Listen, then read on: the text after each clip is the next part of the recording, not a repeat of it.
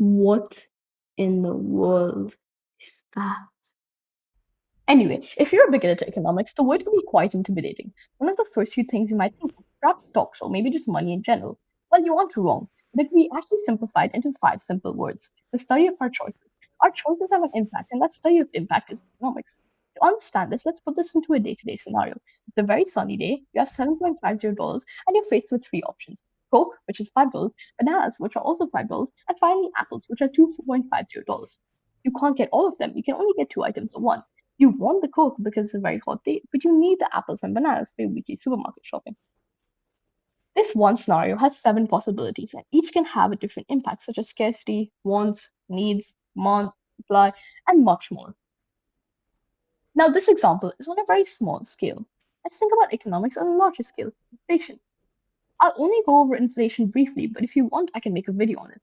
Inflation is the rate at which prices increase across the economy. For example, when interest rates are low or when the supply of money in the economy increases faster than the production of goods and services, prices tend to rise, leading to inflation. So this would result in the prices of our items to increase. The problem with inflation is that if you can't keep up with the increasing prices, this could be damaging to your day-to-day shopping. Now, one of the things the government does to tackle inflation is increase interest rates. When central banks increase interest rates, borrowing money becomes more expensive. This applies to loans, mortgages, and credit cards.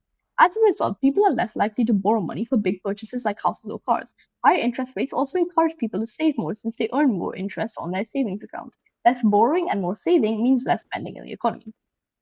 Now let's take a look at the impact on your day-to-day shopping. After the government stepped in and raised interest rates, borrowing money became more expensive, and people started spending less. Over time, this helps slow inflation, making prices more stable. Additionally, because high interest rates encourage saving, you might have earned a little extra on your savings. Though it wouldn't happen immediately, for the sake of this example, let's say your money increased from $7.50 to $9.50 overnight.